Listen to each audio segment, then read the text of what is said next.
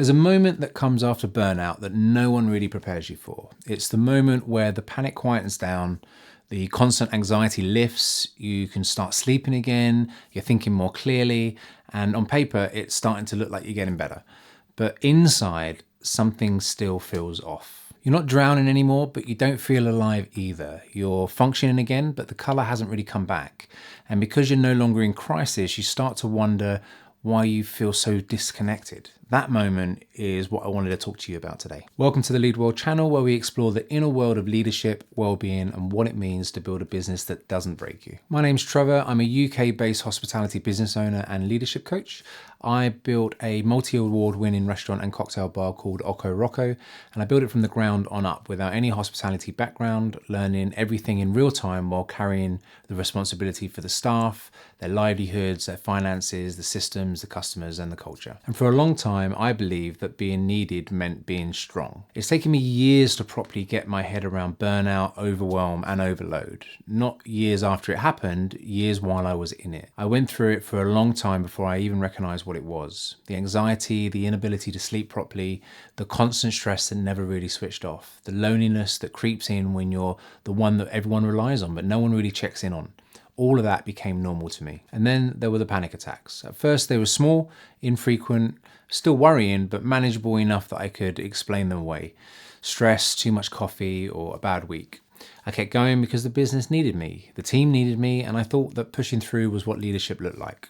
But over time they got worse. The last few were so intense I genuinely thought I was going to die. And what made them even more frightening was that they happened while I was driving. That loss of control, that feeling of being trapped in your own body while trying to keep everything else steady. One of them happened in the car with my wife, and that was the moment that I couldn't pretend anymore. That was the point where I realized I wasn't coping, I was surviving, and those are not the same thing. Since then, I've climbed my way out of a very dark hole, slowly, quietly, one change at a time. I rebuilt how I carried responsibility, I rebuilt structure, boundaries, awareness, not by pushing harder, but by learning how to manage pressure differently. And now I work with other people who've been through the same thing, predominantly hospitality leaders who've taken on so much responsibility that they're losing themselves without even realizing it. Owners and managers whose businesses function because they do and who quietly absorb pressure as if that's just part of the job. A lot of what I talk about on this channel focuses on those early and middle stages, the habits, the structures, the shifts that reduce anxiety, ease of overwhelm, and stabilizing life again. The things that help people climb out of the darkest parts of that experience. But what I haven't actually talked about until now is what comes after that. Because there's a phase that follows burnout that can be just as hard, if not harder, precisely because it doesn't look like crisis anymore. That phase is what I call the grey zone. Once the anxiety eased, once the constant worry softened, once I felt like I'd battled the depression and learnt how to implement habits that genuinely made life better and much more manageable, I thought I was healing. But what I realized instead was that there is a phase that comes next, before recovery, a phase no one really warns you about. I call it the grey zone. It's where you're no longer drowning, but you're not really alive yet either. The panic has eased, but the color hasn't come back. Your capacity is returning, but meaning hasn't. You're functional, organized, calmer, and oddly flat. Gratitude feels forced, joy feels distant, appreciation feels like something you understand intellectually but can't quite emotionally.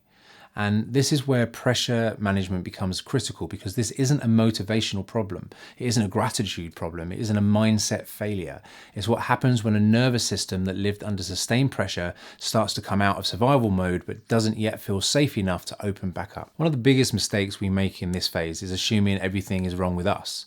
From the outside, everything looks better. You're coping, you're functioning, the business is moving again, the fires aren't constant, and because of that, you feel like you should be fine. But pressure doesn't disappear just because panic does. What actually happens is that your system stays guarded. It's learned that intensity often comes with collapse, that strong emotion often precedes overload.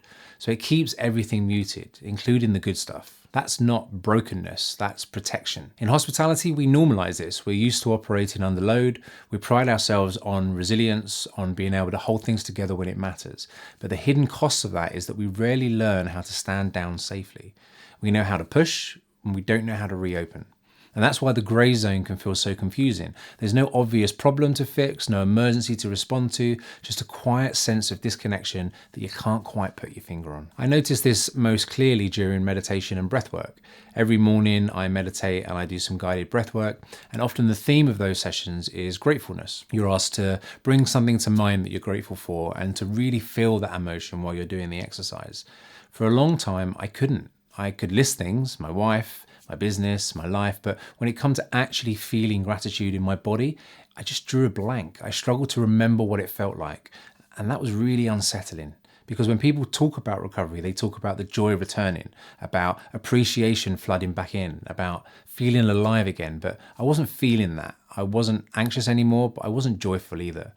Joy and optimism had slipped away quietly. My wife and I joke about it now, but for a long time, my immediate reaction to something good was always, yeah, but yes, but it might not last. Yes, but there's still this to deal with. Yes, but something could go wrong. I wasn't negative, I was cautious. My system was protecting itself from disappointment, from overload and from pressure.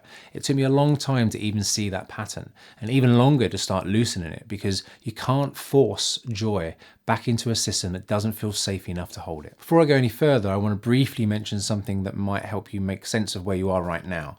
I've created something called the Business and Wellness Quiz. It isn't a judgment tool and it isn't about labeling yourself. It's designed to show how the demands of your business and your personal capacity are interacting beneath the surface. For a lot of people, it helps clarify whether they're still in survival mode, sitting in the grey zone, or starting to re-emerge. And if that sounds useful, you can find it linked below. There's no pressure, it's there for insight, not diagnosis. One of the most important shifts I made in this phase was changing how I thought about gratitude. The pressure to feel grateful can actually make things worse. When you're already carrying a load, adding emotional expectation just becomes another demand. So instead of chasing gratitude, I shifted my acknowledgement. Acknowledgement doesn't ask anything of you emotionally. It doesn't require warmth or positivity. It's simply noticing that something was okay, that something went right, that something didn't add pressure today. And that shift alone reduced the huge amount of internal strain. One of the practical ways I do this is through journaling. Every night before I go to sleep, I write down whatever feels necessary from the day that's just passed. Not pages and pages, not analysis, just enough to clear my head. And part of that is listing 3 specific things that went well. They can be tiny: a conversation that was easier than expected, a decision that didn't spiral, a moment of calm. What matters is that I also write down why they happened. That part is important. It gently retrains your brain to notice cause and effect without demanding an emotional response. You're not asking yourself to feel grateful, you're teaching your system that not everything is a threat. Emotion comes later, safety comes first. Another part of the grey zone that doesn't really get talked about is stagnation. When you're deep in anxiety and overwhelm, routine and structure are life-saving. They reduce decision fatigue, they create predictability, and they keep you afloat. But once you're stable, those same routines can start to feel dull, flat and empty. Not because they're wrong, but because they were built for survival, not expression. This is where a lot of people start judging themselves. They think they've lost passion, lost creativity, and lost themselves. But what's usually happening instead is that their world has become very safe, very contained, and very narrow. So the goal here isn't to chase passion or blow things up, it's to introduce novelty gently. That might mean listening to a new genre of music for 10 minutes, trying a different route for your walk, revisiting something that you enjoyed when you were younger. Did you paint, play guitar, read fiction, build things? Pick one up for a few minutes without any pressure to enjoy it or be good at it. The action is the goal. This isn't about output, it's about reminding your system that new input doesn't automatically mean danger. Movement plays a role here too, but not in the way that most people expect. Exercise is often part of how people climb out of anxiety. It certainly was for me, but in the grey zone, movement needs a different purpose. Not improvement, not optimization, but presence. If you're anything like me, when you go for a walk, you're thinking, planning, processing, or listening to a podcast to make the time productive. Instead, try moving without consuming. Notice your feet hitting the ground, the temperature of the air on your ears, the sound around you, the feeling of your coat on your shoulders. It brings you into the present without effort, and it breaks rumination without force. I also changed how I think about gratitude for my body, not how it looks, not how I wish it felt, but what it can do. My hands holding a warm mug, my legs carrying me across a room, my breath slowing when I ask it to. Again, acknowledgement before emotion. One of the most powerful things I did in this phase was opening up to my partner. I was terrified to tell her that I'd forgotten what joy and gratitude felt like. I worried that she'd think it was about her, about us. But when I finally said it out loud, she was incredible, compassionate, understanding, and that conversation alone lifted a massive weight that I didn't realize I was even carrying. Naming the grey zone gives it shape, and once something has shape, you can navigate it. If you're in this phase, I want you to hear this clearly. You're not broken, you've been overloaded. Overload is a structural problem, not a personal failure. The grey zone isn't stagnation, it's recalibration. You're learning how to feel safely again, and that takes time. Manage pressure before chasing passion. Let acknowledgement come before gratitude, and let safety come before joy. If you enjoyed this video, feel free to give it a like and a subscribe. It helps me, it helps the channel, and it helps people like us find the content that really matters. And as always, I'd love to remind you that you matter too. Don't forget that.